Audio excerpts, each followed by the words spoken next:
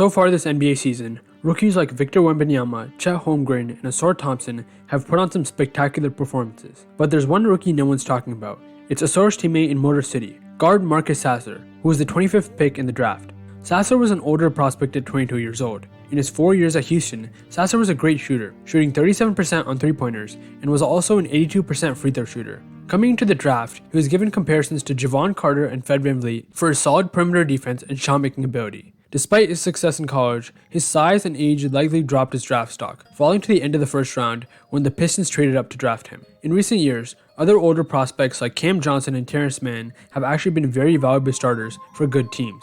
In the first 4 games of Summer League, he only scored a total of 38 points while shooting a subpar 37.2% from the field. In his last game, Sasser showed us his scoring capability, scoring 40 points and setting the record for points this Summer League. He went 16 of 25 from the field and shot 5 of 9 from three-point range. He had 31 points in the second half and showed his ability to get to the rim and hit mid-range shots. Coming into the season, we weren't sure how much Sasser was going to play. At the guard position, the Pistons already had Cade Cunningham, Jaden Ivey, and Killian Hayes, all of whom were top draft picks in recent years. Although the Pistons were loaded at guard, Sasser has found a way to earn minutes early on. Since the start of the month, he's earned significantly more time on the court and has produced at an extremely high level. In the past week alone, Sasser has notched 2 separate games with at least 22 points. In his most recent outing, he scored 26 points in a 2-point loss to the dangerous Milwaukee Bucks. He's also rebounded well for his position and dished the ball well during the stretch. He's now just one of 2 rookies, alongside Victor Wembanyama, to record 2 20-point games this season.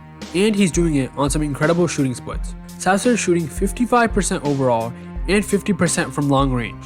After last night, he's averaging around 11 points per game, around 3 assists and 3 rebounds a game, while also adding a steal.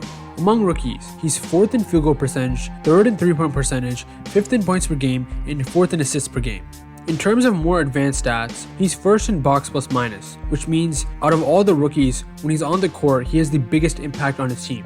He's tied first with Derek Lively in win shares. A similar stat talks about how much you contribute to a team's win. He's 3rd in win shares per 48 minutes, which is how much win shares you add per 48 minutes on the court. And he's 1st in value over replacement player, which says how good is he over a very average player.